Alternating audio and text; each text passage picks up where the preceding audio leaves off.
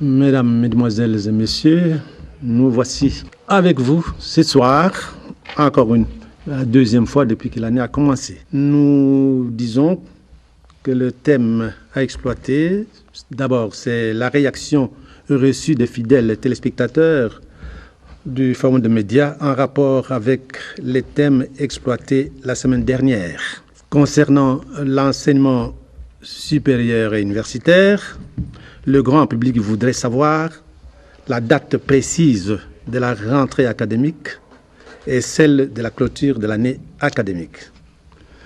Nous pouvons vous répondre tout de suite. La réponse ne peut venir que de l'enseignement supérieur et universitaire. Nous espérons que bientôt, avec la reprise des cours par les professeurs qui ont suspendu leur grève, nous saurons exactement quand est-ce que les enseignements dans les universités commencent et quand est-ce que ça va se terminer. Et quant au malaise qui commence à gagner le Parlement congolais, l'opinion souhaite vivement la stabilité de l'institution Parlement à travers laquelle nous pourrions prétendre à la maturité politique des élus. En rapport avec les dossiers sur le dédommagement de la République démocratique du Congo par l'Ouganda, la réaction est que le mal, c'est le Congolais lui-même. Nous dit Papa Léonard, c'est comme ça qu'il a écrit, qui nous a même cité le nom du professeur Tshibango Kalala, qui connaît à fond ces dossiers pour l'avoir défendu.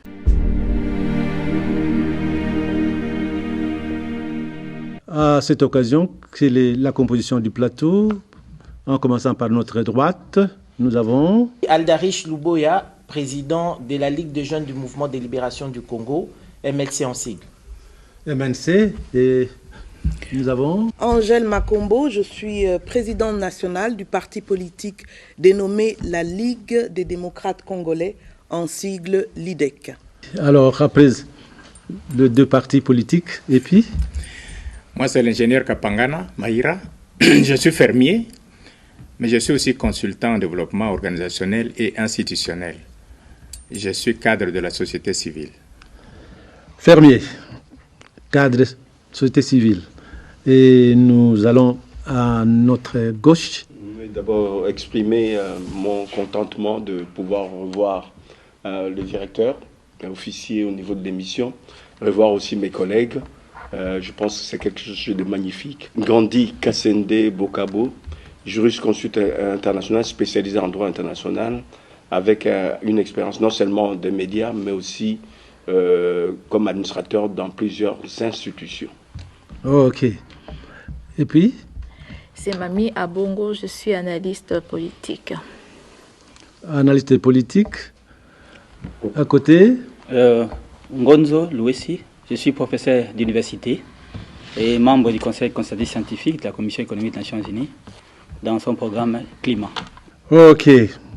Vous êtes consultant des Nations Unies, c'est une bonne chose pour la République démocratique du Congo.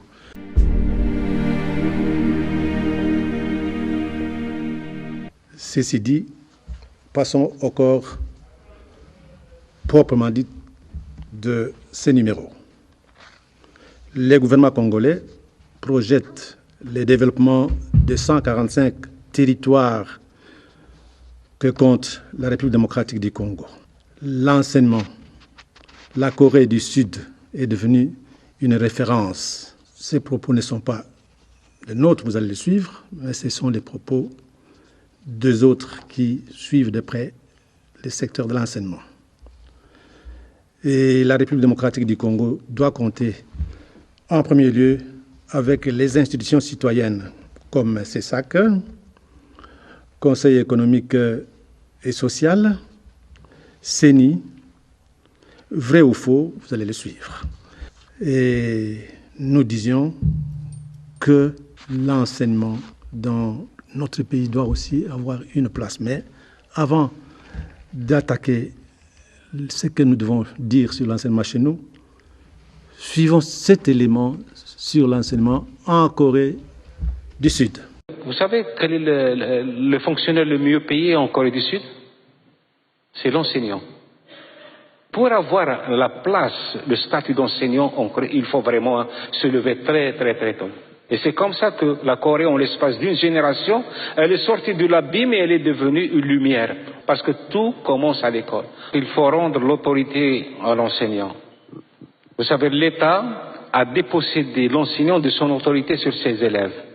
De mon temps, de ma génération, c'était regarder le professeur dans les yeux, c'était une profanation. Aujourd'hui, le professeur, il ne peut rien faire à l'élève et c'est l'élève qui le bat. C'est lui qui va se plaindre parce qu'il a été agressé par ses élèves.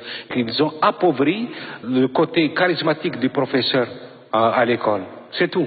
Il faut tout simplement rendre au professeur ce qui fait de lui un professeur, c'est-à-dire quelqu'un, un phare, quelqu'un qui oriente une jeunesse vers quelque chose de merveilleux. Nous sommes en période où Félix Tshisekedi se bat pour l'enseignement, la gratuité de l'enseignement. Est-ce que vous êtes d'accord avec l'élément qui vient de se passer là? Qu'est-ce que vous pouvez dire? Monsieur Aldelich, vous êtes politique. Oui, effectivement, professeur, directeur, excusez-moi, c'est parce que nous parlons d'enseignement que je vous appelle professeur. Donc, directeur, allais-je dire, nous savons déjà que la première ressource de toute nation, sont les ressources humaines ou c'est la ressource humaine. Donc, c'est l'homme qui doit être mieux élaboré pour ensuite arriver à servir à la construction d'une nation forte. Et c'est comme ça, par exemple, que au sein du mouvement de libération du Congo, nous mettons l'homme au centre de tout. Et parlant du programme sur l'éducation, déjà d'abord, j'allais dire que souvent quand on parle, pour voir l'importance que nous accordons à l'éducation, généralement, on regarde au sens des valeurs relatives la part que l'État accorde ou octroie au budget pour l'éducation. Mais je pense qu'en réalité, on devrait voir cela pas en valeur relative, c'est-à-dire pas en termes de pourcentage, mais en termes de valeurs absolues. Combien d'argent réellement nous mettons au service de l'éducation? Et pour toujours parler d'éducation, je pense moi qu'il y a deux grands piliers qui font qu'une éducation soit efficace, l'éducation, les systèmes éducationnels d'une nation soient efficaces. C'est que premièrement, c'est une éducation qui doit arriver à former des bons citoyens. L'essence républicain, l'essence du patriotisme, le civisme. Mais aussi la spécialisation pour bien sûr atteindre cet objectif de bien-être et cet objectif de développement. Mais qu'est-ce que vous avez comme fondation pour ces deux axes que je viens de citer? C'est l'enseignant, on va dire l'enseignant globalement, mais nous allons voir tous les acteurs qui œuvrent dans les secteurs de l'enseignement. Parce que vous avez des enseignants, donc professeurs, vous avez des psychologues scolaires, vous avez en tout cas toutes les filières qui tournent autour de l'enseignement. Et ici, parce que ça a été dit, on a pris l'exemple de la Corée, il est déjà question de revoir les statuts sociaux de cet enseignant ou de ces enseignants, parce qu'effectivement, sans un statut social convenable, on perd sa personnalité, on perd, ici il a même été, on a parlé du charisme que l'enseignant devrait avoir. Aujourd'hui, excusez-moi, directeur, vous savez qu'aujourd'hui, au sein des écoles publiques, la situation a changé avec la gratuité, mais il n'y a pas longtemps, les enseignants étaient des mendiants pratiquement. Parce que même aux petits-enfants de l'école primaire, l'enseignant devait dire « amener autant d'argent, ça va remplacer le travail manuel ».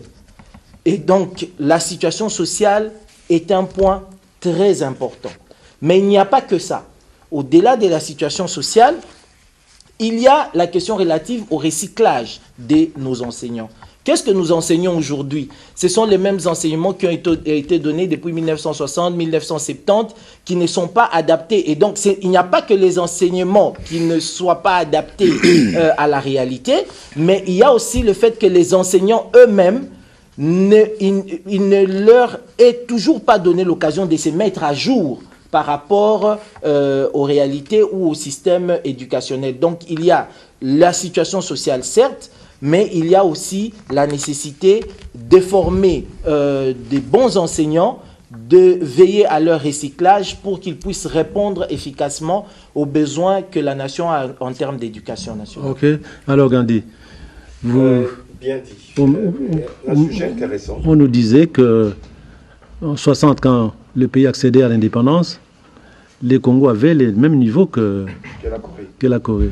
Exact. Mais aujourd'hui, la Corée, c'est une puissance. Une grande puissance pour nous. Une puissance parlant des autres, mais parlant de nous, c'est une très grande puissance. Puisqu'ils ont compris là où se trouve le moteur du développement. Ils ont compris que l'enseignement, c'est la pierre angulaire de tout développement, que ce soit au niveau de la recherche, que ce soit au niveau de l'inventivité, de la créativité. Pour qu'il y ait créativité, inventivité, certes, il y a des gens qui n'ont pas fait des grandes études qui peuvent inventer. Je ne dis pas c'est des génies ceux-là, et ils sont rares. Mais pour les autres, dans la grande majorité, et il faut que ce soit des jeunes et des moins jeunes qui soient façonnés par l'enseignement, par l'éducation. Donc c'est la base de tout développement. Regardez la Corée aujourd'hui. La Corée est en capacité au niveau de la technologie de pouvoir rivaliser avec les pays comme le Japon, de rivaliser avec les pays européens, etc., les États-Unis. Pourquoi? Puisqu'ils ont compris que c'est au travers de l'enseignement qu'on peut... Puisque leur enseignement, ce n'est pas simplement scolastique. Vous verrez même au niveau du sport, que nous négligeons ici, puisqu'en 4 heures ou 5 heures, nos enfants ne font plus du sport depuis des années. C'est-à-dire un corps sain dans une âme saine. On doit les instruire, pas seulement sur le plan scolastique classique, mais aussi sur le plan du sport pour qu'il y ait équilibre. Donc vous voyez que cet enseignement-là, vu qu'on a touché là où on peut avoir le bonheur dans l'avenir, c'est-à-dire le statut de l'enseignant, la formation de l'enseignant, et c'est pour ça que beaucoup de gens aujourd'hui, comme le reportage l'a dit, que beaucoup sont en train de se battre pour devenir des enseignants. Certes, c'est un bel exemple, la Corée du Sud. C'est à des milliers de kilomètres de chez nous. Mais si on regarde plus près de nous, vous verrez qu'il y a un pays qui le fait, mais sans bruit.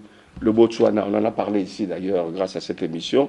Le Botswana est un des rares pays en Afrique où, quand tu compares le salaire d'un enseignant à un député, il n'y a presque pas de différence. Un enseignant touche près de 1300 $, alors que les députés touchent 1800 $. Chez nous, vous comparez ces chiffres-là. 1300 pour l'enseignant, 1800 pour les députés. Chez nous, vous allez comparer l'enseignant à 150 $. En gros, il y en a qui ont moins, il y en a qui ont un peu plus, mais c'est autour de 150 $. Mais les députés touchent combien? Plus de 10 000 $ ou autour de 10 000 $.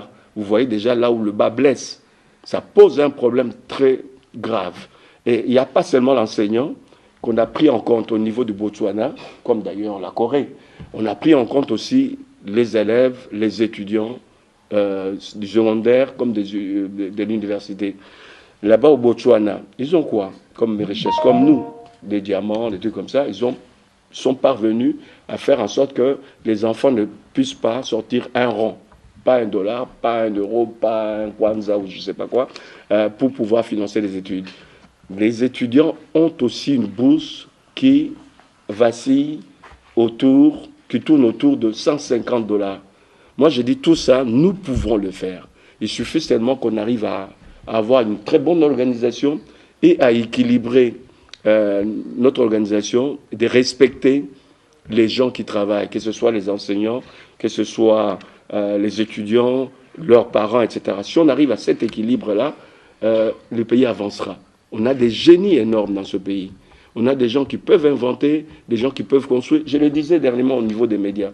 Regarde la RTNC, parents pauvres, alors que la RTNC devrait être le porte-étendard de l'image du Congo, le porte-étendard de pouvoir faire en sorte que notre pays soit vu et compris du monde entier attirer des gens, attirer des investisseurs.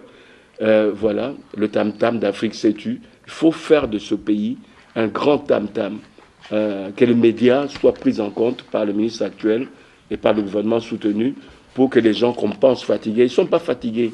C'est des gens qui, à un moment donné, sont délaissés, pas considérés du tout. Il faut qu'on sente d'ici l'année prochaine qu'il y a de la considération par rapport à ceux qui nous donnent la matière, les enseignants, les journalistes et autres. Donc il y a beaucoup à dire là-dessus, sachant que l'enseignement, c'est la pierre angulaire. Dans l'enseignement, n'oublions pas les sports. Le moteur de développement passe par l'enseignement. Ce sont ces enfants-là qui, demain, vont créer, vont inventer, etc.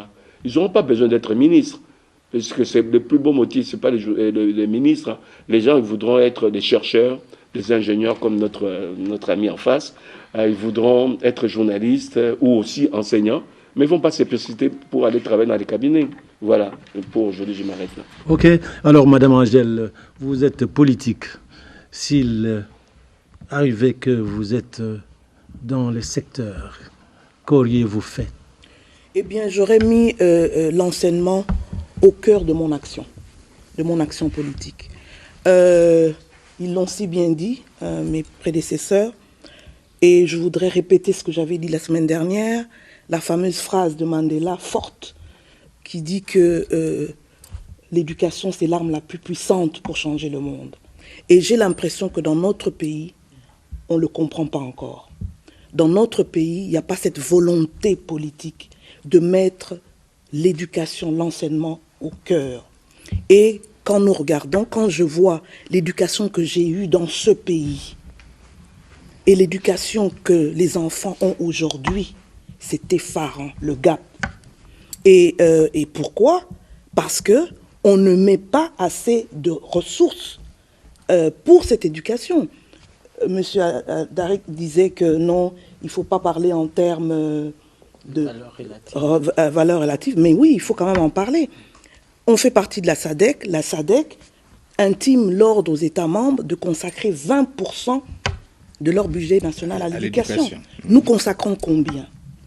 Et c'est là où nous voyons que chaque année, autant comme l'agriculture, on nous dit priorité, etc., l'éducation priorité, mais dans la réalité, rien n'est fait. L'éducation, la qualité continue à baisser. Et pour avoir une bonne éducation, évidemment, il faut avoir de bons programmes. Mais qui sont les animateurs de cette éducation? Les enseignants. Je suis ce que je suis aujourd'hui, en grande partie grâce aux enseignants que j'ai eus.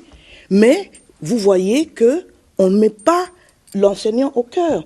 C'est scandaleux que dans ce pays, l'enseignant gagne un salaire ridicule. Regardez dans les pays développés ce que gagne un député. Le député congolais gagne plus qu'un député français, qu'un député américain, etc.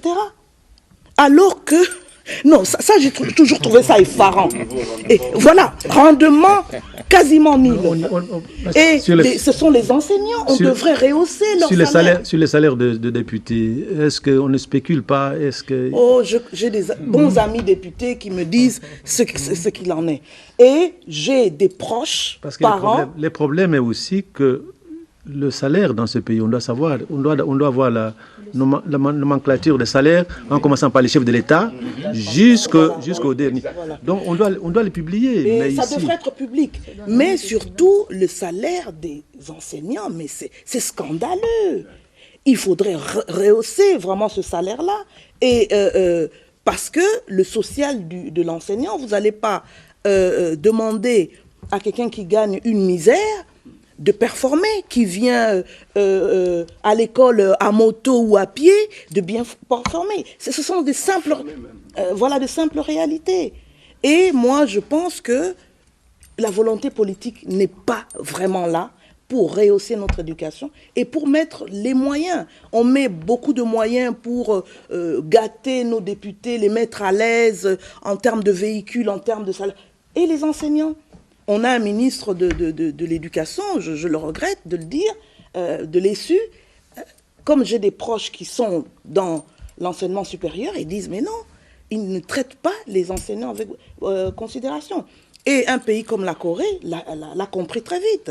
l'a compris que pour que le pays avance, la technologie avance, se développe, oui, ils font de bons programmes, il faut des bibliothèques, il faut mettre les moyens, mais il faut bien payer les enseignants. Bien les former. Ok.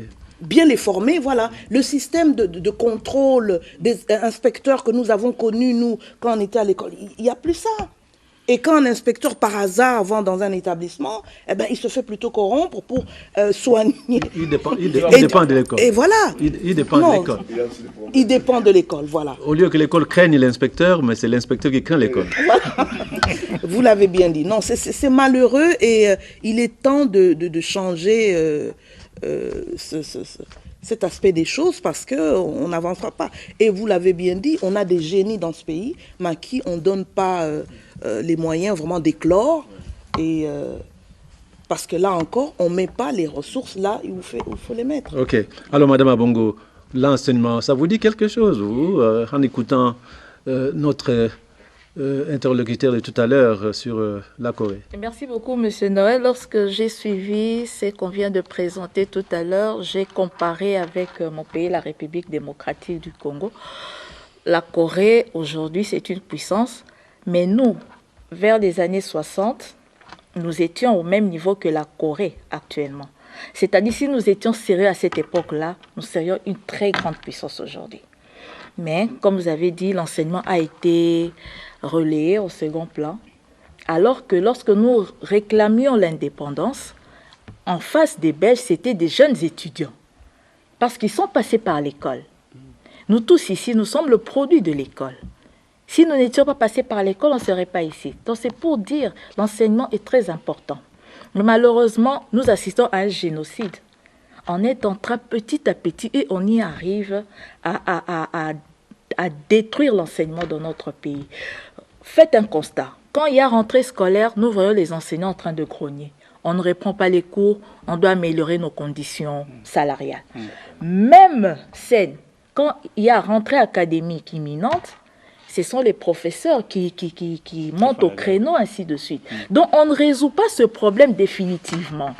Donc chaque année, les professeurs doivent réclamer. Chaque année, les enseignants doivent réclamer. C'est pour dire qu'on ne prend pas ce problème de l'éducation de manière... On ne résout pas ce problème de manière sérieuse et définitive. Vous avez posé la question, à quand la rentrée académique? Le professeur peut nous dire, on nous a posé. À quand la rentrée académique? Parce que nous ne savons pas. Parce que les professeurs ont levé... ils ont suspendu la grève, mais la date de la reprise des cours jusque-là, on ne connaît pas encore. Peut-être le professeur nous le dira. Donc pour dire qu'on ne met pas du sérieux pour ce secteur, comme mes prédécesseurs l'ont dit, les ressources du pays vont plus aux politiques qu'aux enseignants.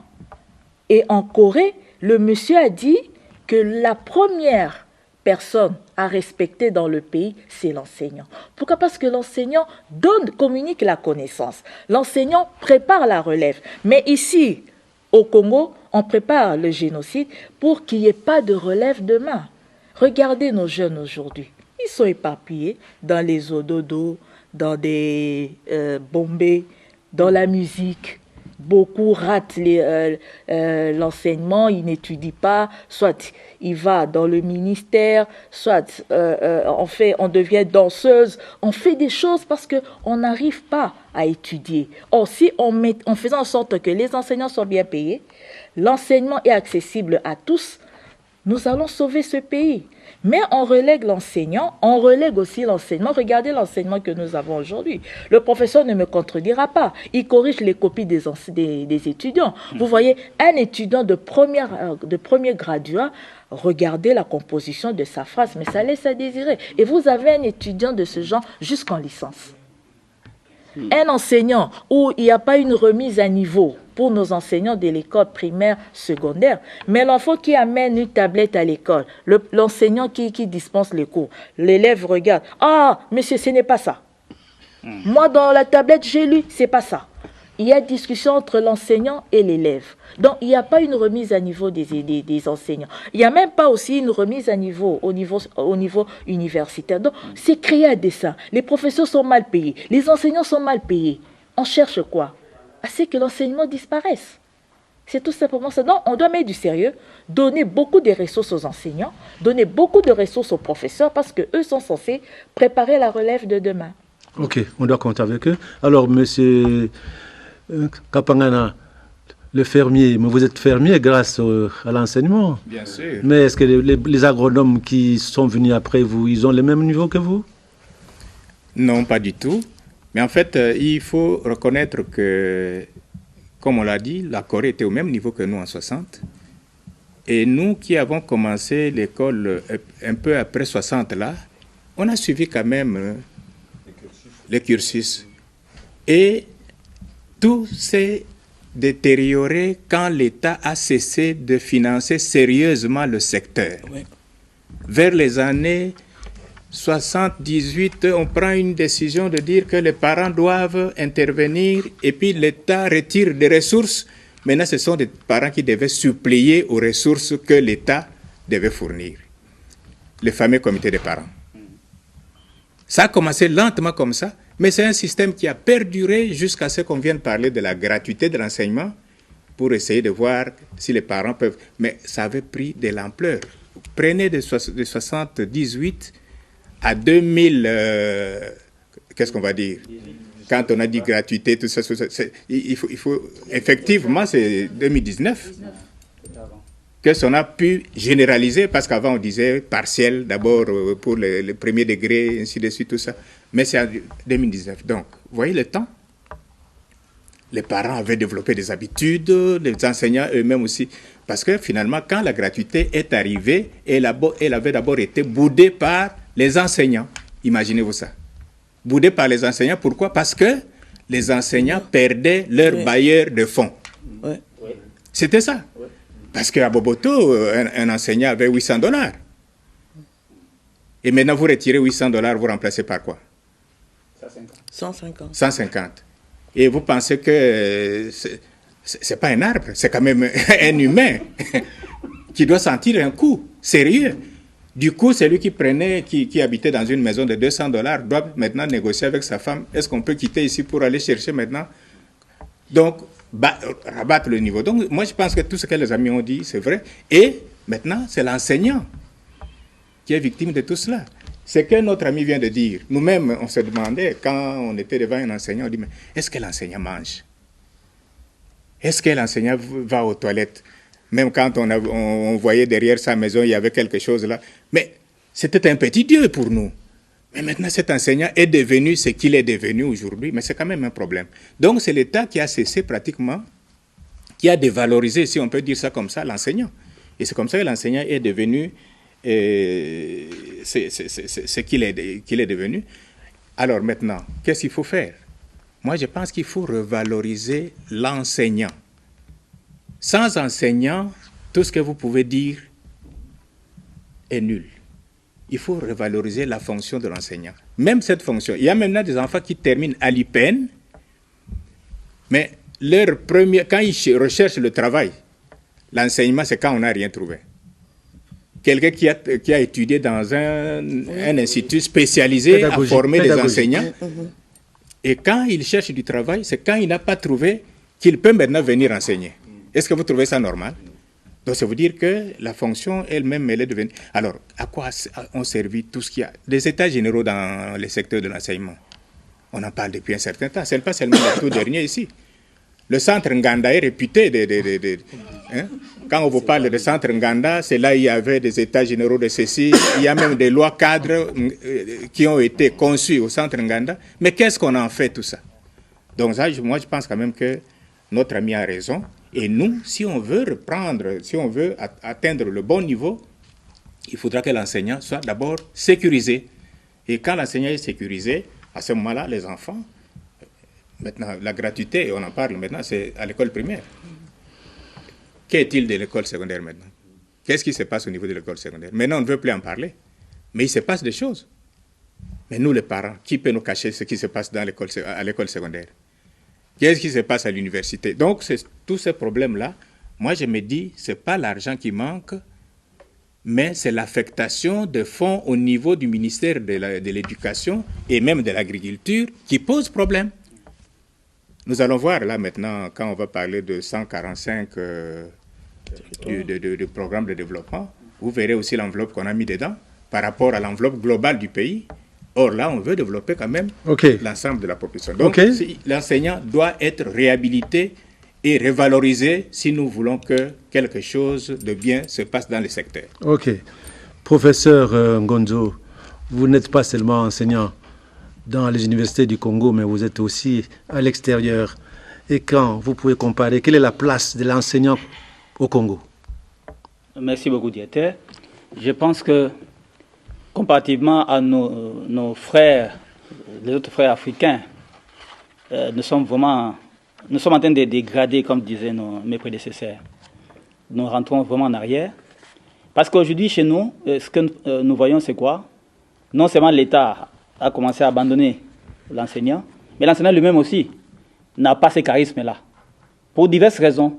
Il y a parfois un problème de compétence, il y a aussi un problème de moralité. Parce que pour éduquer quelqu'un, tu dois toi-même avoir aussi un niveau d'éducation. Quand je dis éducation, je vois le savoir-faire et la moralité. Donc, ces trois choses doivent aller de pair.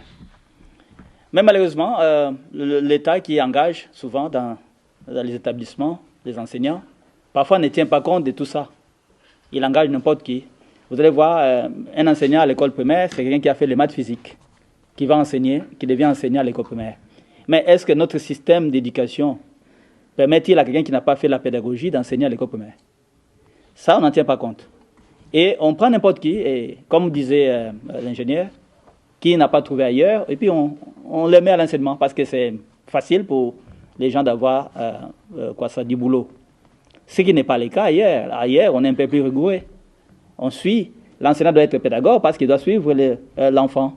Et l'enfant, au fur et à mesure qu'il passe des classes, on les suit de près. Alors, en dehors de tout ce que mes amis ont dit, je peux simplement résumer ça par un petit modèle. Le modèle de Amartya Sen, c'était un économiste très connu qui a reçu un prix Nobel en 1997. Il a parlé de la capacité. Si l'État veut restaurer l'enseignant, il doit vraiment restaurer ce qu'on appelle la capacité de l'enseignant. Le modèle est utilisé souvent pour les pays, pour catégoriser les pays en termes de développement humain. Donc on voit l'économie de ces pays-là, on voit l'éducation et la santé. Mais on peut aussi l'appliquer à l'enseignant lui-même. C'est-à-dire que, est-ce que l'enseignant a l'économie nécessaire pour pouvoir soutenir sa maisonnée et ses investissements futurs? L'État doit se poser cette question-là. Deuxième question. Est-ce qu'il a les compétences nécessaires pour être enseignant et pouvoir donner un savoir aux enfants et un savoir-faire? La troisième question, la santé de l'enseignant. C'est très, très capital. Est-ce que l'enseignant a une santé qui lui permet de pouvoir rendre ses services? Si vraiment l'État regarde ces trois problèmes avec beaucoup plus de sérieux, je crois qu'on peut résoudre ces problèmes. Et n'oublions pas aussi que dans ces modèles, seule l'éducation et la santé sont des secteurs sociaux, c'est-à-dire des secteurs qui ne produisent pas. Ces secteurs doivent être budgétisés. Mais au Congo, on peut bien budgétiser, on peut vous donner 20%. Hein. Mais quand on commence maintenant à faire affecter l'argent, parfois vous n'allez même pas atteindre 5%. Parce qu'en cours des exécutions du budget, on affecte ailleurs et c'est comme ça les pays. Nous ne respectons pas nos engagements et c'est pourquoi les enseignants sont comme ça aujourd'hui. Donc j'insiste sur le fait que le charisme de l'enseignant n'est pas perdu simplement à cause de l'État, mais aussi à cause de l'enseignant lui-même. Parce qu'il n'a pas respecté ces trois choses-là, donc le savoir-faire et puis la moralité. J'insiste aussi sur le fait que l'État doit prendre ses responsabilités en engageant qu'il y ait des enseignants compétents. Il y a beaucoup de faux diplômés qui sont des enseignants. Ils sont très nombreux même à l'université. Mais nous pourrons même dénoncer au ministère de l'Enseignement supérieur. Il ne fait rien. Quel est cet État-là qui est incapable de faire face aux faussaires? Moi, je ne le vois pas. Mais ailleurs où j'étais professeur au Kenya, j'ai travaillé comme chercheur au Ghana, je vois la rigueur avec laquelle on traite ce genre de questions. Mais ici, chez nous, c'est du laxisme. Donc, cette moralité au niveau de l'État doit aussi être restaurée pour que nous puissions restaurer l'enseignant au niveau micro. Tout à fait, tout à fait. Mais l'État est en grande partie responsable parce que l'engagement d'un faux diplômé, c'est l'État. Donc, le faux diplômé est encouragé par l'État. Si les faux diplômés étaient écartés et sanctionnés, je pense qu'il y aurait moins de faux professeurs, de faux enseignants. Donc, en grande partie, c'est l'État qui est fautif dans cette détérioration du système de l'éducation chez nous. Et ensuite, on n'a pas une appellation précise sur les ministères dans ce pays-là, alors que lorsque nous étions enfants, nous avions le ministère de l'Éducation nationale. L'éducation nationale englobe pratiquement tout. Tout. Mais chez nous, maintenant, on donne n'importe quel nom et ainsi, comme vous le disiez, professeur, n'importe qui peut devenir enseignant aujourd'hui. Mais hier, il y avait les filières. Pour devenir enseignant, il faut passer par l'UPN d'abord, et puis même quand on est à l'université, il faut suivre aussi les cours supplémentaires qu'on appelait l'agrégation pour aller donner cours. Mais aujourd'hui, n'importe qui peut devenir professeur. Et en plus de ça, les mâles aussi. Chaque ministre qui arrive, il veut sa petite réforme. Il fait sa réforme, comme il l'entend. Oui. Dans une école, un maître qui est directeur, qui dirige bien l'école, on ne tient pas compte que ce monsieur dirige bien l'école. Et on le fait partir pour les remplacer par un médiocre qui viendra mettre tout en mal. Donc voilà, il y a beaucoup de choses qu'il faut corriger. C'est pas compliqué pour corriger ça, mais c'est la volonté qui compte d'abord. Alors, si nous ne pouvons pas prendre notre dossier, les gouvernements congolais projettent le développement de 145 territoires que compte la République démocratique du Congo. Monsieur l'agronome, quel serait le premier acte à accomplir afin de baliser la réussite de ces programmes? Le premier acte qui pourrait faire en sorte que les programmes réussissent. Bon, d'abord, s'il faut faire une petite économie de ce programme-là, en fait, déjà à partir du gouvernement Ilunga Kamba, je pense que nous avions commenté son programme, le programme, les piliers, tout ça. Ils avaient déjà prôné le développement par la base. Donc, vous voulez que le développement se fasse par la base. De toutes les façons, il n'y a pas de développement quand ça ne touche pas à la base. Parce que la base, c'est quoi? C'est pratiquement l'ensemble de la population qui se trouve là-bas. Il n'y a presque rien au sommet, mais c'est en fait tout ce que les autres font dans le programme, c'est pour cela. Je vais vous donner quelques chiffres pour vous dire que la base est quand même assez importante. On a 145 territoires, c'est sur eux que se base ce programme-là. Vous savez qu'il y a 259 chefferies dans ce pays-ci. Et les chefferies sont des entités territoriales décentralisées. N'est-ce pas? Et puis vous avez 478 secteurs. Donc, les chefferies et les secteurs constituent en fait cette base que nous sommes en train de rechercher. Parce que ce sont là des entités territoriales décentralisées, c'est-à-dire qui ont la charge du développement au niveau local. Et n'oubliez pas, selon notre loi, la loi sur la décentralisation, ce sont ces entités-là, elles ont même des personnalités juridiques. Donc, ils ont la capacité d'agir, parce que dans notre pays, il ne faut pas oublier, ne peuvent agir qu'une personne humaine comme moi, comme ça, et une personne morale. Donc, les entités territoriales décentralisées sont des personnes morales capables d'agir.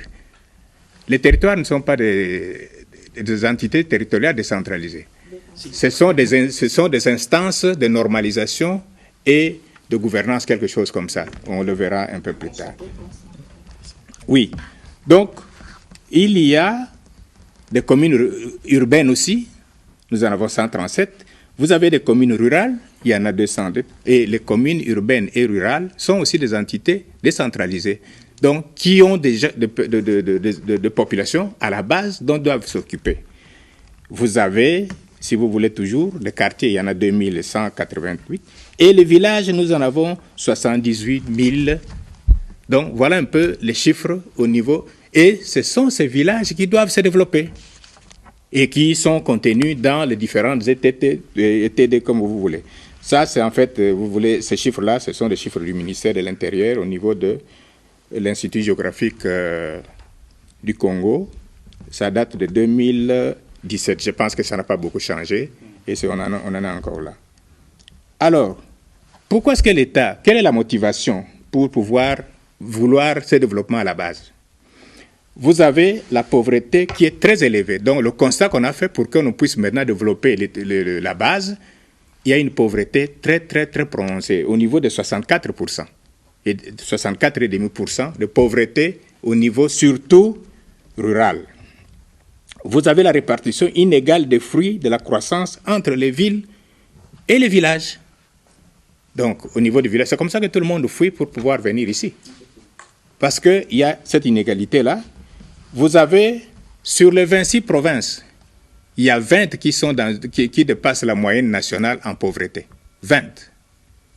6 qui tiennent encore un peu. Donc voilà, ce sont ces chiffres-là qui ont poussé l'État, le gouvernement, à pouvoir chercher à aller plus loin. Donc pour corriger ces inégalités, tout ce qui est là, le PDL vient pour cela, pour pouvoir pallier à cela.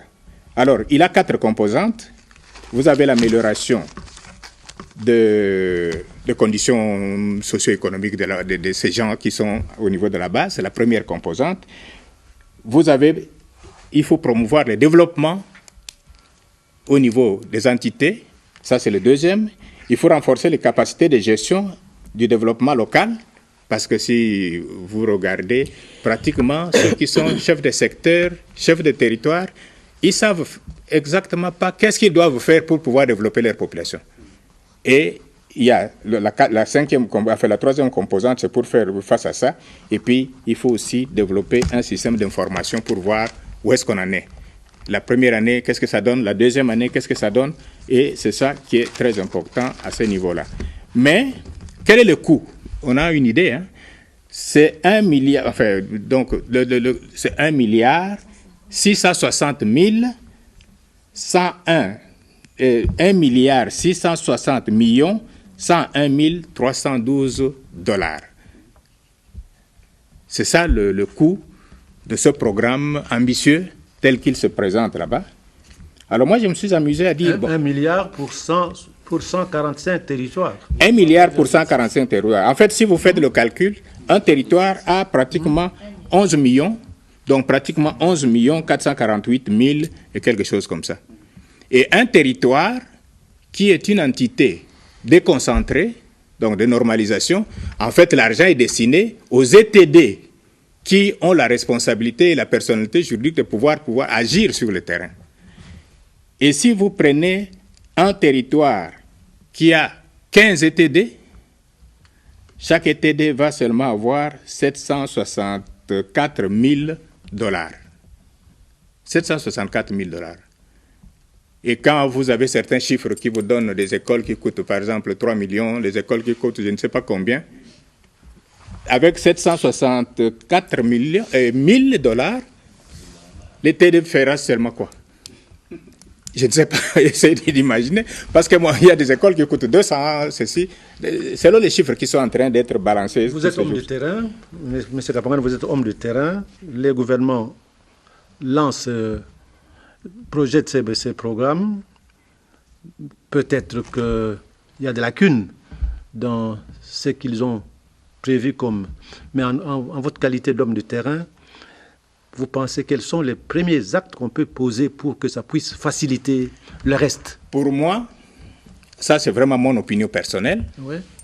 La première opération aurait consisté à pouvoir réhabiliter les ETD, c'est-à-dire organiser les ETD pour qu'elles jouent véritablement leur rôle. Aujourd'hui, les chefs de secteur sont nommés à un certain niveau. Ils n'ont de comptes à rendre à personne au niveau de la population. Et il y a un professeur qui l'a écrit dernièrement que tout ce que nous sommes, on est en train de tourner en rond tout simplement parce qu'on est en train d'éviter les élections locales. Parce que, en fait, qu'est-ce que ça signifie? Quand vous avez un secteur où on a organisé des élections locales, vous avez un exécutif qui est le chef de secteur, vous avez des députés du secteur, les conseillers, on les appelle conseillers dans la loi, et vous avez... Donc, ce sont des conseillers qui sont en train de surveiller l'action de leur... C'est un peu comme ici chez nous, nous disons, les députés sont en train de suivre l'action du gouvernement. Au niveau local, ce n'est pas le chef de secteur qui fait ce qu'il veut, mais ce sont ses conseillers qui l'aident et il a une administration pour cela. Donc il y a 3 instances. Il y a l'exécutif du secteur ou de la chefferie. Vous avez l'administration, son administration, c'est-à-dire son agronome, son chargé de l'environnement et autres. Et vous avez des députés du secteur, donc les conseillers. Ceux-là s'assoient pour dire, voilà, nous avons reçu une cagnotte de 764 000 $. Quelles sont les priorités dans notre secteur? Et quand ils vont arrêter ces priorités, ils le donnent à l'exécutif pour pouvoir financer, enfin, pour pouvoir maintenant fonctionner avec. Et eux, ils surveillent.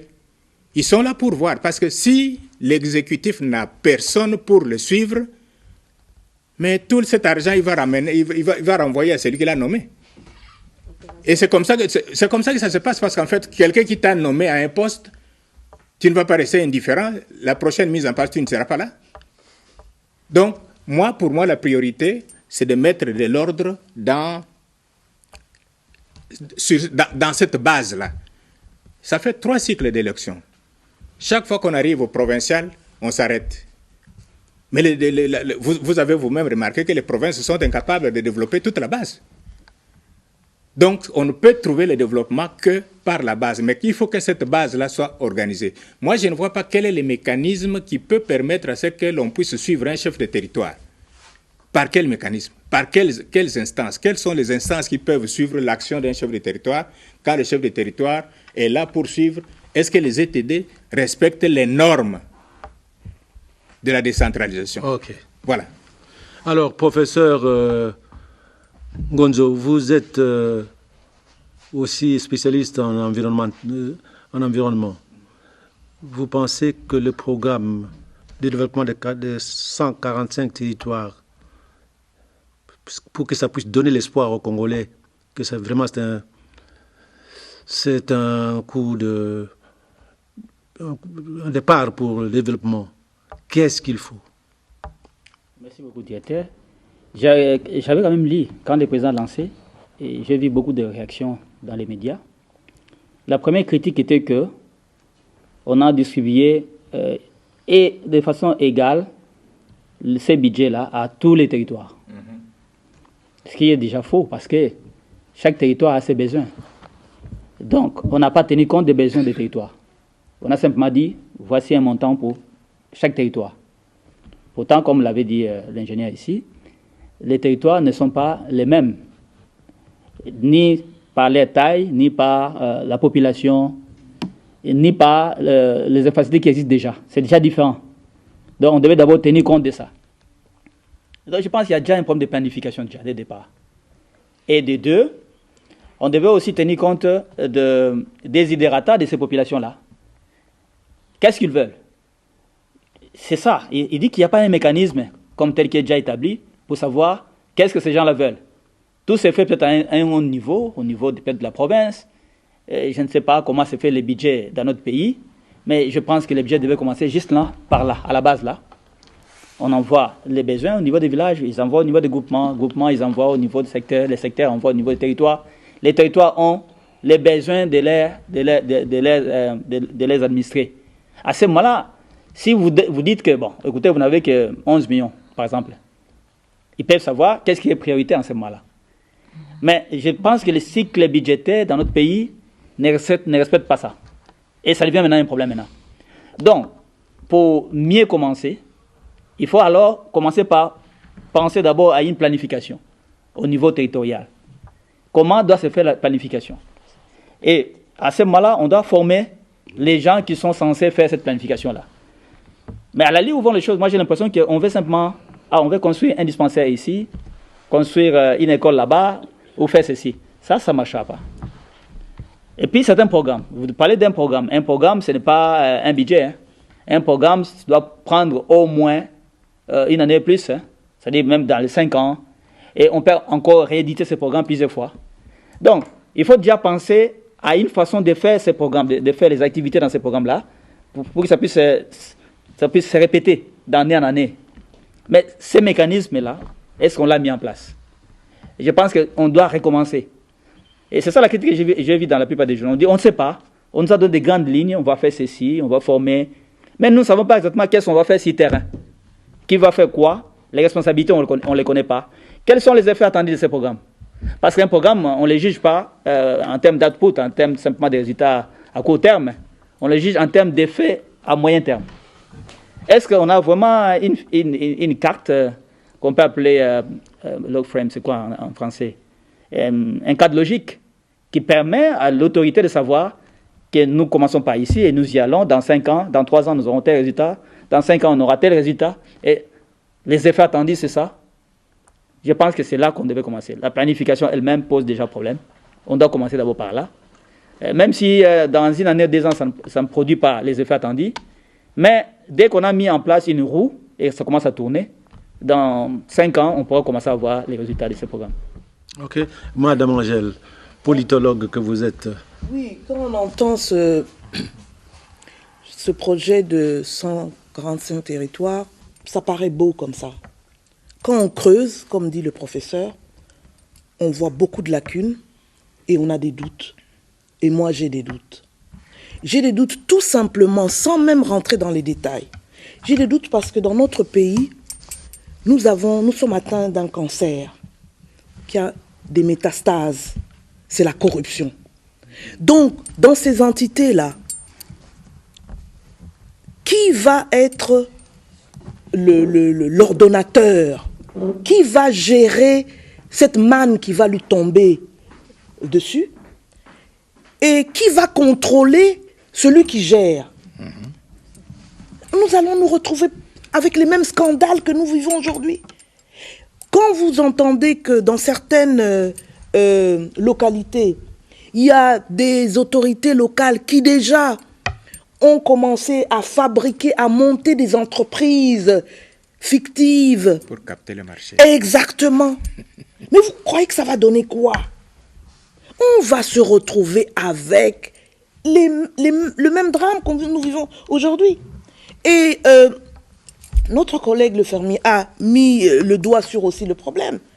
Tant que nous n'aurons pas justement des autorités locales élues, on rêve. On rêve. Parce que, vous allez voir, on va nommer son neveu, son oncle, son cousin, etc., pour pouvoir se filer les marchés, pour pouvoir siphonner l'argent de l'État. Malheureusement, moi, c'est là où je dis que je ne pense pas que ça va marcher. Parce qu'ils attendent tous cette manne et ils n'ont pas clairement les priorités. Bon, dans ma localité, qu'est-ce qui est absolument prioritaire? Et comment on va l'exécuter? Qui va faire le contrat, etc. Et accepter qui va me contrôler? Parce que être autorité locale, c'est une fonction de redevabilité. Mais redevabilité, ça sera nul. Donc je crains que c'est une idée qui est belle à avancer, à développer, mais qui dans la réalité risque encore de ne pas marcher. Ok. Alors il y a l'économiste. Oui. Merci beaucoup, directeur. Je pense personnellement... Il y a espoir? Oui, je pense personnellement qu'il est important d'apporter une touche d'optimisme après tous les avis avancés ici, qui sont plutôt de l'ordre du pessimisme. Et pour ne pas toujours se vouer à cette sorte des spirales fatales, ou sinon à la question relative à qu'est-ce qui doit précéder, c'est l'œuf ou c'est la poule. Il faudrait rappeler déjà que la RDC est un grand pays et au tout début, quand les pays étaient encore sous la colonisation, le pays était considéré comme une carrière, ou on va dire comme une mine, où l'organisation territoriale servait plus à surveiller le territoire simplement, à surveiller cette carrière, cette mine ou ces champs où on va puiser les ressources dont on a besoin, et non une organisation qui avait pour vocation le développement du territoire national et le bien-être des populations. C'est déjà ces contextes-là qu'il faut renverser. Aujourd'hui, nous sommes en République démocratique du Congo, c'est notre pays, nous sommes censés l'aménager, c'est-à-dire le rendre viable sur tout son territoire et booster son développement. Il fallait commencer quelque part, je pense. Il fallait commencer quelque part. Et bien sûr, comme il a été dit, vous savez, directeur, avec 145 territoires, on ne peut toujours pas attendre que le gouvernement central aille agir dans chaque territoire. Je pense que cette opération, c'était juste pour donner une sorte d'égo, mais en réalité, le développement est censé venir de la base. Mais parfois, je trouve que nous-mêmes, on rentre dans une sorte de confusion. Nous disons que le développement doit venir de la base, mais on s'attend à ce que tout vienne d'en haut. C'est-à-dire les ressources, les compétences peut-être, on s'est dit non, ça doit venir de là-bas. Là, nous restons en tout cas dans les systèmes traditionnels qu'il faut inverser. Mais puisqu'il faut aller de quelque part, on voudrait installer le minimum. C'est-à-dire quoi? Vous voulez développer les territoires, il faut déjà avoir un bâtiment administratif au niveau du territoire, même si le territoire est censé suivre la normalisation des entités territoriales décentralisées. Il faut qu'il y ait quand même un bâtiment. Il faut qu'il y ait des points d'adduction d'eau potable à travers les territoires. On a cité le nombre des chefferies, des villages, des communes et tout ça secteur. Il faut un point de départ en ayant des centres de santé. Et donc, dès là, on peut donner l'impulsion pour que les entités territoriales décentralisées que nous avons citées ici, qui ont la personnalité juridique, qui sont ceux qui sont censés agir. Parce que vous savez, quand on élabore un budget, oui, le budget doit partir de la base. Mais ça veut dire que les entités territoriales décentralisées doivent avoir une capacité de production qui va se verser à la marmite centrale. Et de là, on saurait comment répartir, bien sûr, les richesses. Moi, je pense qu'il faudrait qu'on... Et juste une parenthèse encore. Vous savez, aujourd'hui, on parle de développement. Mais nos campagnes sont complètement vidées.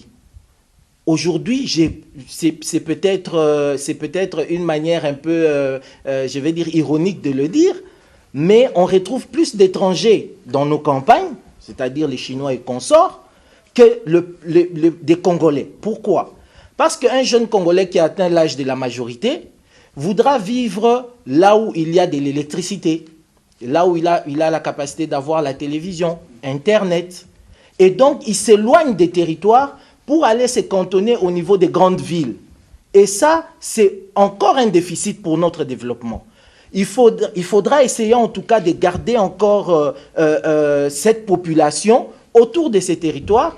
Voilà pourquoi d'ailleurs, dans le programme en tout cas, le programme du MLC, la question en tout cas par rapport à l'aménagement du territoire était de promouvoir la proximité entre le lieu de logement, le lieu de travail, le lieu de loisirs, le lieu pour suivre l'éducation scolaire. C'est une manière de dire qu'au lieu que tout le monde puisse vider les campagnes, que nous mettons en place un système, un mécanisme qui retienne d'abord les gens là-bas et qui leur permette de bien vivre.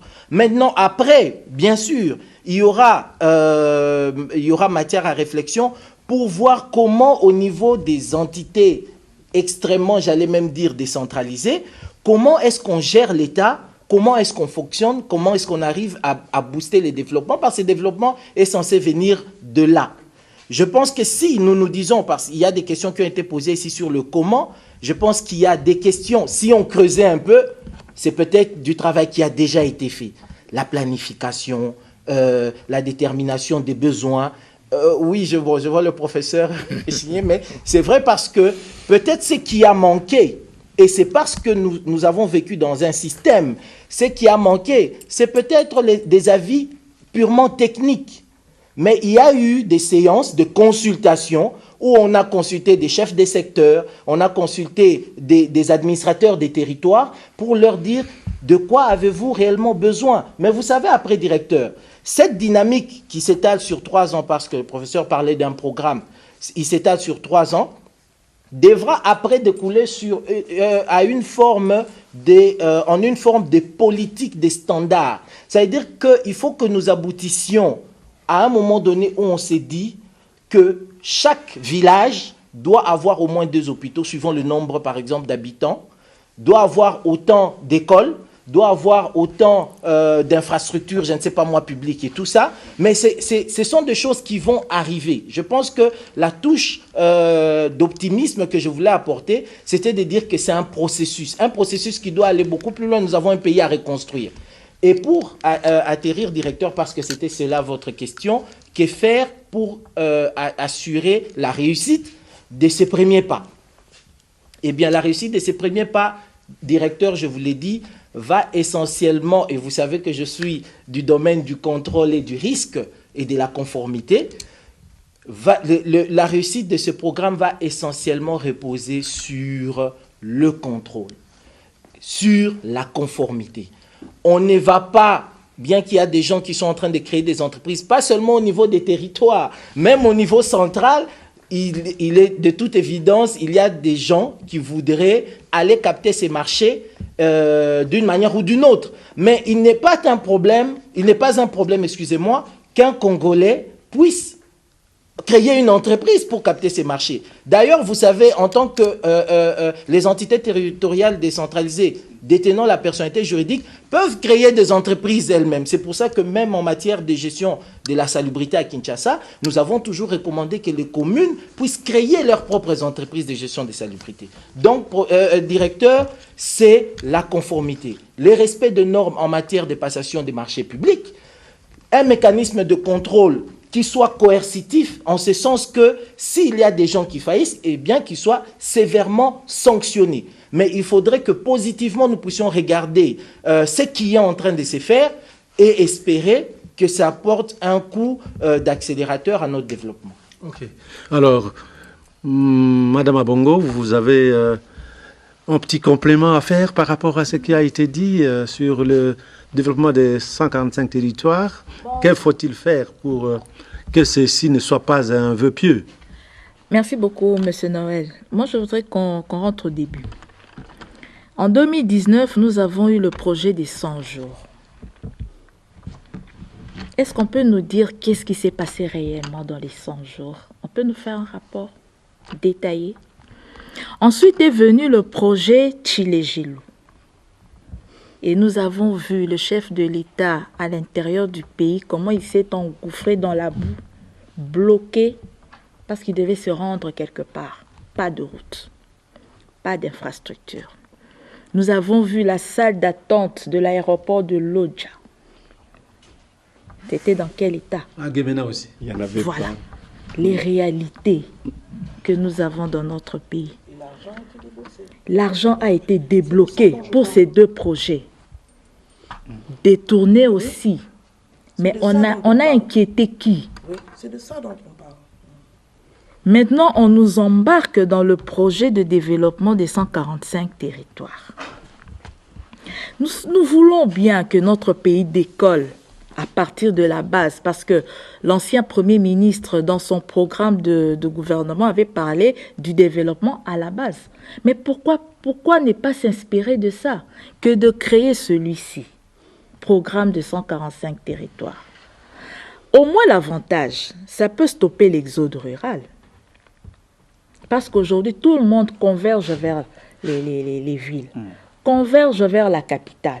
Et on laisse les territoires vides, on laisse les villages vides. Mais qui va les construire? Ce ne sont pas ces expatriés qui sont là pour aller déterrer, prendre de l'or, prendre le coltan, qui du reste ne payent pas grand-chose au fisc, qui se prennent pour des patrons. Regardez les Chinois aujourd'hui. Ils se comportent comme des conquistadors. Ils se croient dans un terrain acquis. Ils ne répondent de rien. Ils désobéissent. Mais on ne fait rien. L'autorité de l'État est sapée. Et aujourd'hui, ce programme, moi, je me pose simplement la question. Les deux, là, Tshilé Gelou et 100 jours, nous ont donné quoi? Et qu'est-ce que le programme de 145 jours apportera? Des 145 territoires apportera au pays. Monsieur Darich tout à l'heure dit, voilà, on doit créer des mécanismes de contrôle. Donc, on doit envoyer l'IGF là-bas. Contrôler dès que l'enveloppe arrive. Ça va atterrir chez l'administrateur du territoire. Et après, on ne sait pas ce que ça va devenir. S'il y aura l'opération retour. Donc, vous voyez, ayons quand même la bonne foi, la volonté de travailler, de construire le pays. Ne nous embobinez pas avec trop de projets comme ça. Parce que les deux précédents là, jusqu'à présent, on ne voit pas clair. Maintenant, vous nous amenez ce projet ici. Vous dites que ça se fera pendant 3 ans. Ça commencera quand? L'année prochaine ou cette année? Monsieur Aldarich, vous êtes de l'Union sacrée. Dites-nous, ça commencera quand? Au mois de mars. Au mois de mars. Vous nous dites, vous êtes sûr, l'argent est déjà disponible. Les moyens sont là. Et à qui vous allez les donner? Parce que les élections locales n'ont jamais été organisées. Jusqu'à ce jour, pendant 3 cycles électoraux, pas d'élections locales. Vous allez les donner à qui? Les personnes qui ont travaillé pendant les 18 ans, ils ont cette bonne foi de travailler. Voyez un peu, il faut ce questionnement-là. Parce qu'on a la bonne foi, on veut bien que ce pays décolle. Mais ne nous amenez pas des projets en désordre. Mal pensés. Mal pensés, mal fignolés. Et après, vous donnerez du travail à l'IGF. Ok. Alors, monsieur Gandhi, j'ai vu que vous étiez en train de... Je vais faire le mondage d'un certain nombre de choses que je voulais dire, que Aldarich a déjà dit. Je vais aller à l'essentiel du questionnement. Moi, je dis qu'il faut déjà, dans nos têtes, dans nos idées, qu'on se dise, d'un côté, il y a les entités décentralisées. De l'autre, il y a des entités qu'on veut renforcer, qu'on appelle les entités déconcentrées. Donc décentralisées, c'est par des élections. Des gens qui sont là au travers des élections. Déconcentrés, c'est les gens que le gouvernement a choisis, ils sont nommés par l'administration. Donc vous demandez le bilan de Tshilé Gelou, vous demandez les bilans de 100 jours, je veux bien. Demandez aussi les bilans des entités décentralisées partant du gouvernorat. On a vu que le résultat qu'on avait escompté d'avoir au niveau des provinces et autres, on n'a pas de résultats. On a eu plutôt souvent de conflits internes entre députés ou entre les députés et le gouverneur, etc. C'est ce qu'ils nous ont donné au niveau de l'actualité de manière permanente. On a vu le Premier ministre, le vice-premier ministre chargé de la décentralisation du ministère de l'Intérieur également, ne plus savoir où commencer son travail. Il ne sait pas comment s'occuper de la police, il s'occupe de gouverneur, il n'arrive pas à se dépatouiller dans cette histoire-là. Donc, sachant qu'il y a deux entités, déconcentrées et décentralisées. Il y a échec aujourd'hui, au lieu de parler de Tshilé Gelou, parlons d'abord des entités décentralisées où il n'y a pas de résultats. Donc, je pense que l'idée du gouvernement aujourd'hui est de mettre en concurrence les unités décentralisées qui vont continuer avec leur pouvoir, avec leurs moyens, mais à côté, on met les unités déconcentrées où l'État, le gouvernement central sera directement responsable en leur donnant des moyens. Certains d'entre vous ont parlé de ce sera un frein à l'exode rural, ce sera un moyen de pouvoir développer nos secteurs directement par les gens qui y habitent, etc. Moi, je dis c'est positif, mais cela nécessite, vous l'avez aussi mentionné, qui est une bonne organisation, une bonne structuration, mais et des moyens. Ces moyens-là, les moyens financiers sont définis, mais il reste maintenant qu'on nous définisse les moyens humains. Qui va-t-on embaucher, sous quels critères, etc. Que ce ne soit pas le cousin, le fils de la maîtresse, etc. Qui va-t-on embaucher pour pouvoir gérer au quotidien ces structures? C'est là où on attend... C'est l'administrateur du territoire. Oui, mais on va embaucher l'administrateur du territoire ou les gens qui vont travailler autour de lui, suivant quels critères. C'est là qu'on doit être regardant. C'est là l'élément important, c'est les moyens humains. Les moyens financiers, puisqu'on nous a défini déjà les moyens financiers, mais qu'on nous définisse en long et en large le moyen humain, on saura. Moi, je pense que ce n'est pas une mauvaise idée quand on sait que les Belges, pour développer ces pays, ils n'ont pas développé le pays à partir de Kinshasa, ils l'ont développé à partir des territoires. Je vous rappelle encore, ce pays, jusqu'en 60, était géré par un seul ministre des colonies, un seul gouverneur général, et puis 6 gouverneurs de province, puisqu'il y en avait 6. Mais ils sont arrivés à faire ce que nous avons obtenu en 60, des routes partout.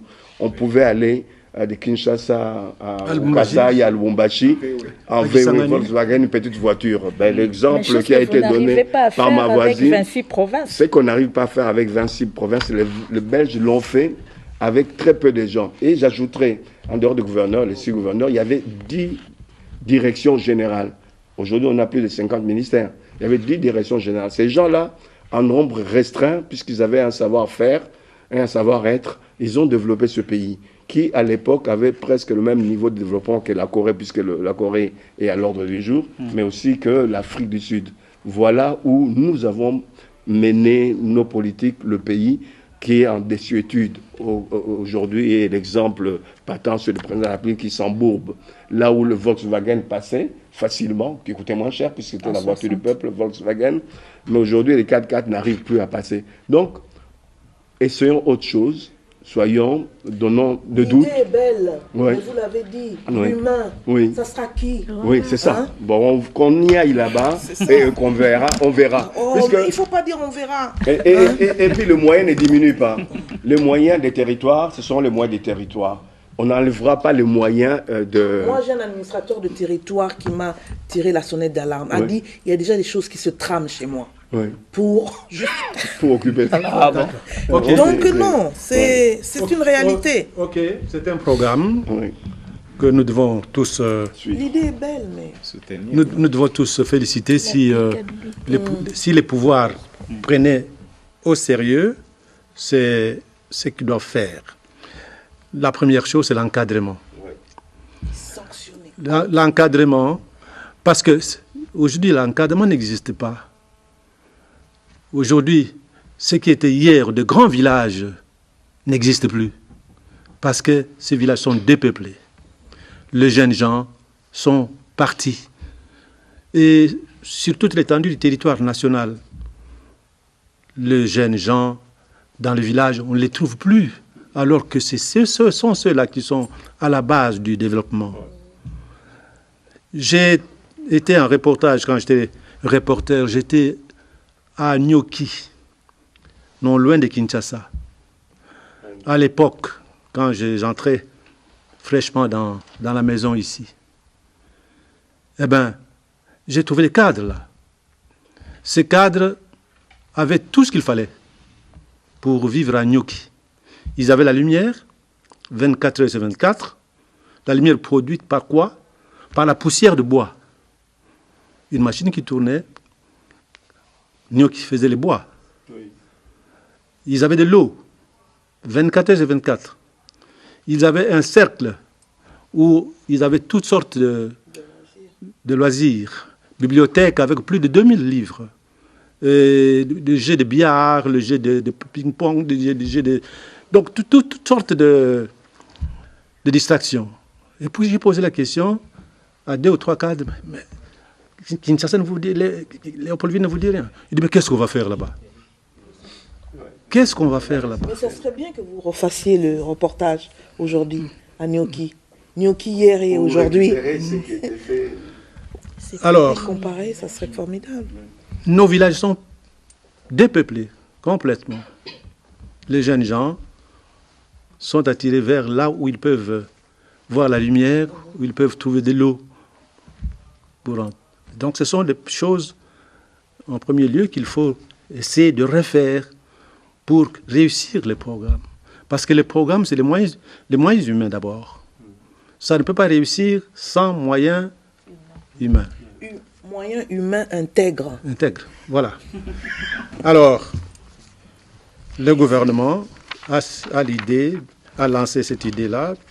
Je pense que nous devons l'encourager. Et je crois que c'est au gouvernement aussi de savoir creuser sérieusement comment commencer ça et comment aboutir à un résultat positif. Alors nous disions que, changeons rapidement, nous disions que la République démocratique du Congo doit compter en premier lieu avec les institutions citoyennes comme CESAC, citoyenne, comme le... CNDH. Oui? CNDH. Commission nationale des droits humains. Des droits de l'homme, oui. Droits de l'homme.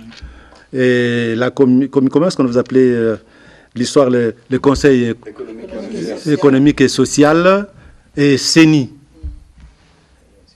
Alors, mais qu'est-ce que nous apprenons?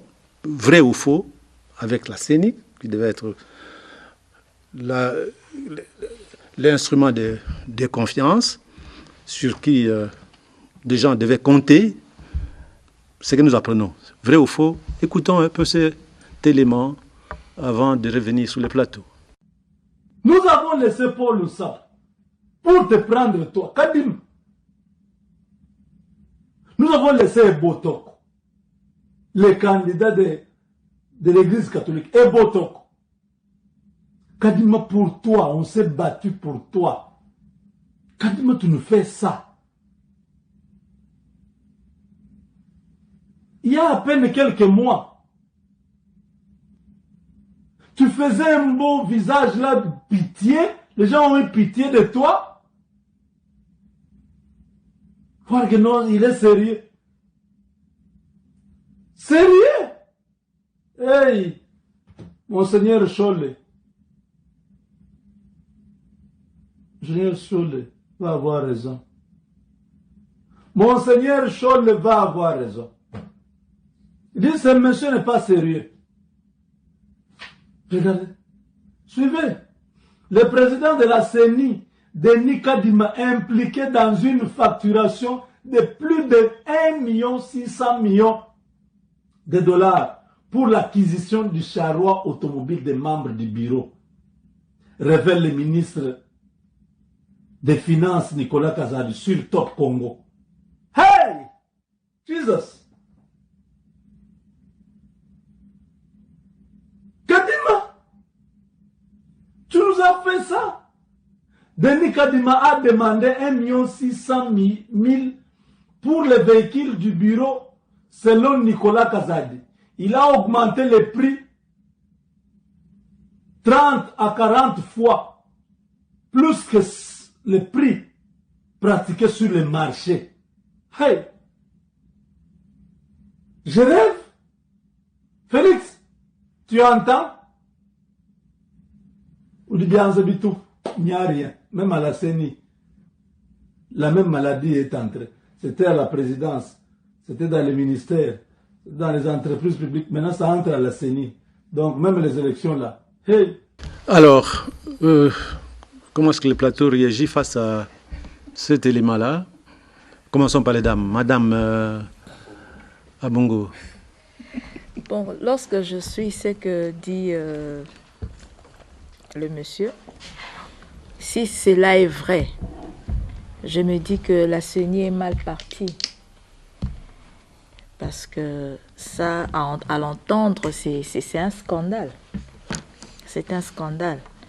Vous voyez, avec les maigres moyens que nous avons, nous devons nous organiser pour avoir les élections l'année prochaine. Et M. Kadima nous a relaté les différentes contraintes qui feront en sorte que si on n'y prend pas garde, nous risquons de connaître un glissement. Et il avait dit sur Top Congo qu'on ne lui a pas encore donné les moyens pour qu'il puisse commencer les opérations en question. L'enrôlement, la révision du fichier électoral, ainsi de suite. Et juste après, c'est le ministre qui vient et qui le contredit. Maintenant, on se pose la question, est-ce qu'on doit faire confiance à la CENI avec des scandales financiers pareils? En tout cas, nous, populations, nous avons besoin que M. Kadima puisse nous éclairer là-dessus. Parce qu'on ne sait plus qui dit la vérité. Lui dit qu'il n'a pas les moyens. L'Argentin national dit qu'il a mis à la disposition de la CENI des moyens. Mais maintenant, on ne sait pas où est la vérité. Où est la vérité? Donc, il serait judicieux que M. Kadima nous dise à nos populations s'il a bel et bien reçu ces fonds et qu'est-ce qu'il en a fait. Parce que ça ne fait pas sérieux, en fait. Il y a deux choses. Aux yeux du monde, on se moque de nous. Il y a deux choses. Il y a le ministre dit avoir déjà bloqué de l'argent pour les opérations électorales. Mais maintenant, il s'agit de l'équipement en charroi du bureau. Donc, l'élément parle de l'équipement du bureau. Alors, que dites, monsieur? On dirait qu'il y a à boire et à manger. Ben, le choix est difficile, on a besoin de deux. C'est qu'on a eu deux opinions différentes et divergentes. Kadima dit ne pas avoir eu l'argent pour organiser les élections. C'est-à-dire, quand on parle d'organiser des élections, c'est l'argent qui finance les opérations. Le ministre dit avoir donné de l'argent. Mais quand on essaye de décortiquer l'argent qui a été envoyé à la CENI, on voit en gros l'argent qui a servi à payer les impayés, les retards de salaire. Et entre autres, financer les frais de fonctionnement de la CENI. Ce n'est pas le fonctionnement de la CENI qui organise les élections, c'est l'argent où on doit acheter du matériel, où on doit essayer de répartir le personnel ici ou là pour pouvoir organiser un peu les différentes opérations. On est dans le flou. Mais quand on regarde même au niveau des véhicules, on voit qu'il y a eu au niveau des passations de marché plusieurs candidatures ou plusieurs candidats qui sont venus pour pouvoir être retenus. Et parmi ces gens-là, on voit qu'il y a le nom d'un certain frère ou cousin du ministre, où le ministre voulait appuyer qu'on rachète ces véhicules auprès de ce cousin ou ce frère-là, qui s'appelle Kazadi aussi, en passant. Mais il y a un flou. Le flou, là, je pense qu'il ne faut pas qu'on aille vite en besogne, qu'on attende d'abord le rapport de l'IGF qui est là pour une semaine, d'ici le vendredi prochain. Je pense qu'on aura le rapport bien détaillé de l'IGF pour pouvoir éclairer nos lanternes, pour ne pas nous en prendre à Kadima ou nous en prendre au ministre. Mais il y a plus de chances que l'argent qui a été donné, c'était beaucoup plus pour le fonctionnement. Peut-être que le ministre a déjà débloqué de l'argent. Mais s'il a débloqué de l'argent, ça doit passer, si je ne m'abuse, notre ami Louboya nous le dira, ça doit passer par la banque. Qu'est-ce que vous entendez par fonctionnement? Ben, le fonctionnement du quotidien. C'est-à-dire acheter les rames des papiers. Les véhicules, ça fait partie du fonctionnement. Oui, les véhicules également. Le matériel là-bas. Oui, tout ça, c'est le fonctionnement. Ce n'est pas le financement pour les opérations électorales. Donc, il y a une nuance. Mais quand le ministre dit on a affecté des moyens. 37 millions. Mais ce n'est pas le ministre qui donne à la CENI. L'argent ne doit pas transiter, Louboya peut nous confirmer, ça doit transiter par la banque et ça doit être envoyé par virement à partir de la banque centrale. Oui, c'est comme ça. Ce n'est pas le ministre qui donne les enveloppes directement à la CENI. C'est pour ça qu'il faut faire attention et attendre les éléments de la... Oui, vous voulez le Boya, la banque, madame, on vient là chez vous. Directeur, vous savez, sur cette question, j'ai beaucoup de gêne à parler de cette question parce que il faut qu'on arrive à redonner à notre pays, à notre nation, sa dignité. Nous sommes bafoués à travers le monde parce que les autres nous regardent comme des farceurs. Il s'agit quand même de grandes questions d'État. Et moi, je ne comprends pas qu'on ramène une polémique pareille au niveau d'abord des médias et qu'après, on constate même qu'il y aurait des problèmes de conflits d'intérêts derrière. Et ça, comme je vous l'ai dit, j'ai beaucoup de jeunes à parler de cela ici. Ce que moi, je peux avancer comme avis, et je vais vraiment être très bref sur cette question, c'est que nous avons ici, dans ces pays, de lois et des mécanismes qui qui définissent le mode, en tout cas, d'emploi ou de fonctionnement en matière des marchés publics. Si la question est relative à une certaine surcote quelque part, je pense qu'il y a en tout cas des institutions ou des entités habilitées à régler ces types de problèmes. Si il y a eu surcote et que cela soit arrivé jusqu'au niveau de l'ordonnancement, alors normalement, ça veut dire qu'il y a quelqu'un qui n'a pas fait son travail et cette personne doit être sanctionnée. Mais je vois mal que nous puissions amener une question aussi majeure qui concerne l'avenir de la nation au niveau des médias et on s'est fait des pics, il y a des versions différentes et on voit après surgir des ramifications avec des questions de conflit d'intérêts. Donc je pense que dans ces cas précis, les présidents de la République étant les garants de la nation, peut intervenir pour essayer de remettre les choses dans l'ordre et que nous puissions espérer que dans les jours qui viennent, nous allons nous comporter comme un État responsable et éviter ces genres de déboires. Alors, Madame Angèle, vous pensez que... Oui, je suis vraiment attristée par ce spectacle. Parce que M. Kadima dit, il était invité, je crois, à Top Congo, on lui pose la question où en sont les préparatifs des élections, il dit qu'il n'a pas les fonds voulus. Il a répondu, bon. Et effectivement, il y a différents budgets.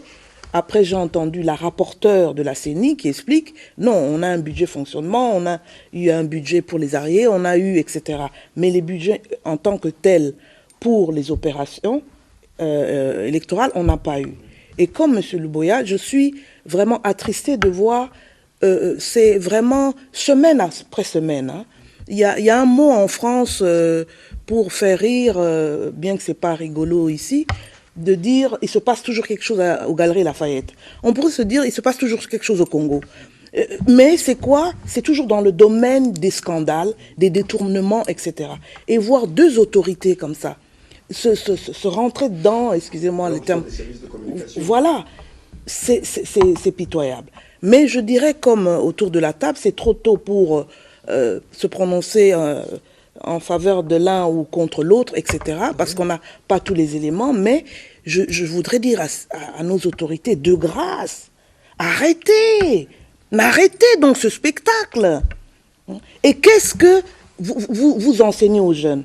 Et je suis très en disant, moi, si j'étais autorité dans ce pays, vous savez ce que j'allais faire? J'allais faire comme Thomas Sankara. J'allais dire, écoutez, les ministres, plus de Mercedes, Renault, c'était Renault quoi? Renault 4. Tout le monde Renault 4. Est-ce qu'on a vraiment besoin d'avoir de gros cylindrés dans cette capitale pour tous les membres du bureau de la CENI pendant que le peuple crève la faim?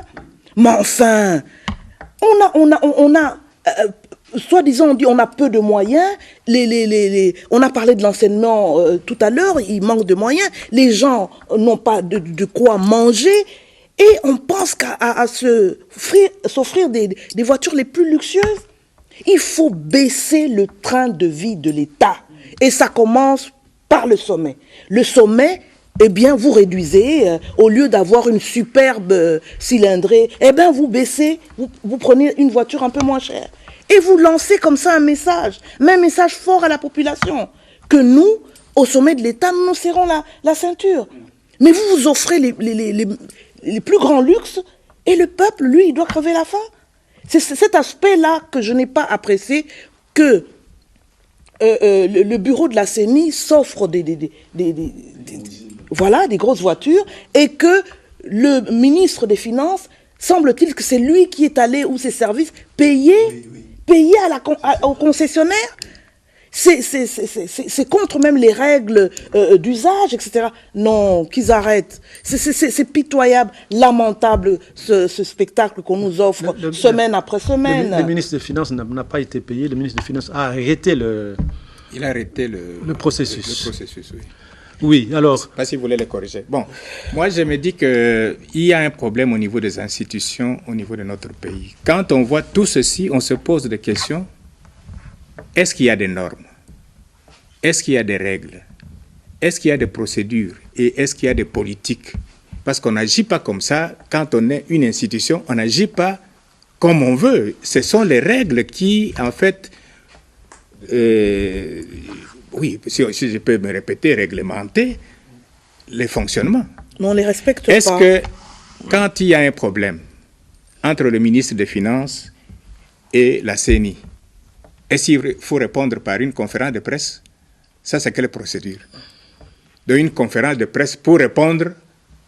Non, c'est le ministre qui a... Non, il y avait une conférence de presse de la caissière, de la rapporteure, CENI, de la rapporteure ou quoi, une conférence de presse pour dire ce que dit les ministres. Moi, je peux vous donner l'élément, il est là.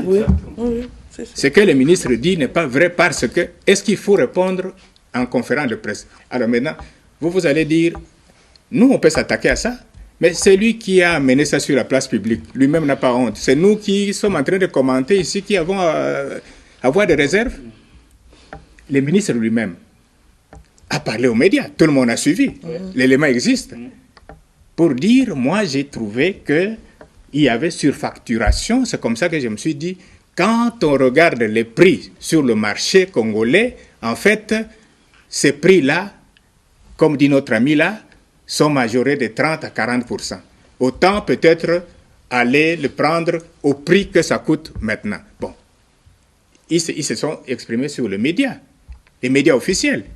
Donc c'est vous dire quand même que quelque part, on ne suit pas les règles et les procédures, parce que chaque institution quand même a des règles et procédures que l'on doit suivre. Comment ça s'est traité dans le secret total. Quand la CNI a déposé au niveau du ministère, nous n'étions pas informés. C'est celui qui a reçu, qui a dit que ce que j'ai reçu. Donc c'est quelque chose comme ça. Moi je pense quand même qu'on doit respecter, comme notre ami Louboya l'a dit, on doit quand même respecter les institutions. Et les institutions elles-mêmes aussi doivent se respecter en fonctionnant selon leurs procédures, leurs normes, leurs politiques. Donc c'est comme ça que ça peut se faire respecter. Sinon quand même, et vous l'avez vu, il y a même des communiqués officiels, avant même que ça soit destiné à la personne, c'est déjà dans les réseaux sociaux. Une correspondance d'un président de la République, par exemple, un communiqué, non, le président va aller en mission, voici les gens avec qui il va partir. Et c'est dans les médias. Bon, tout le monde voit ça. Je pense quand même on risque de tomber trop bas, comme dit notre ami. Donc, il y a quelque chose dans... Mais que devait faire le président de la CENI quand on lui a dit, vous êtes en retard, vous allez être en retard, etc. Non, moi je dis qu'il y a les services de communication.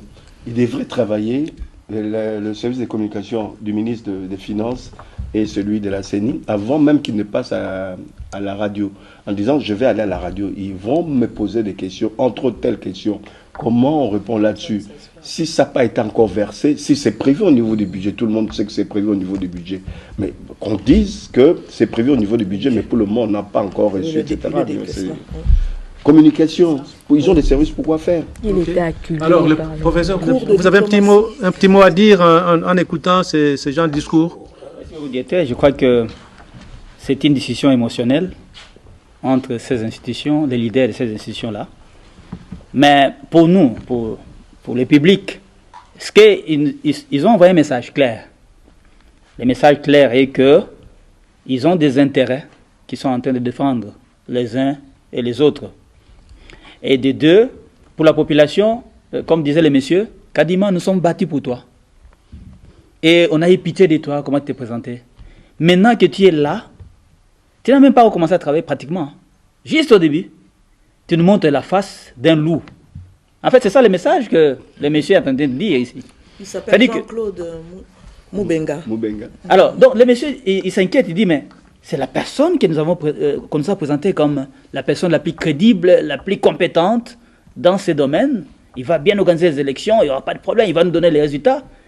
Mais la personne commence d'abord par la magouille. C'est ça le message. Vous avez dit ces cotes de 30 à 40 fois, on n'accepte pas ça. D'ailleurs, tout le monde ici, nous présentons des factures pro forma. Ça paie, même si le prix c'est 1000 et que notre facture c'est 1500, on peut encore accepter ça. Mais imaginez-vous que vous amenez 100% du prix moyen du marché. Qui va accepter ça? Alors, 40 fois. Donc si c'est 1000... Non, 30 à 40%. Donc, alors, donc, en fait, une psychote peut être acceptée parce que l'autorité du marché, des personnes du marché est là pour ça. Mais le problème du Congo, c'est que la plupart des règles ne sont pas respectées. On préfère les marchés de gré à gré.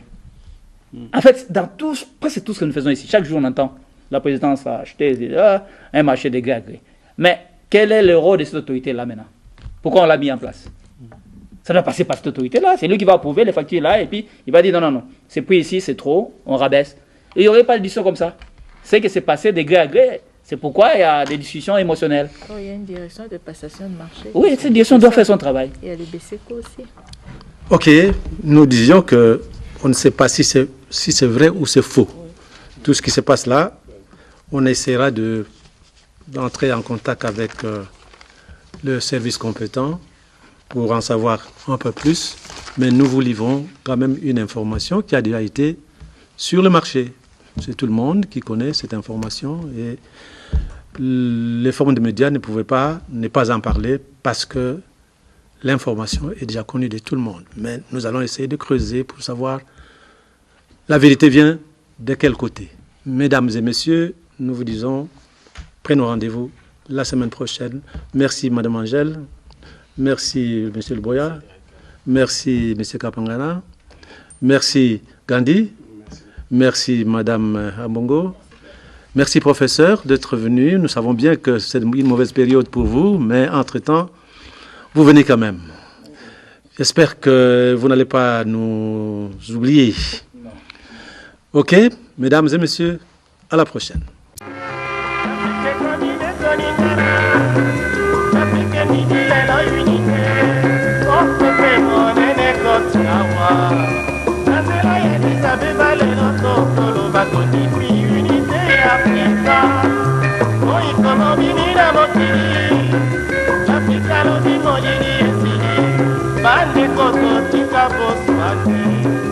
Namoyo kani bodiso na tebo, tuki baba yeta unité.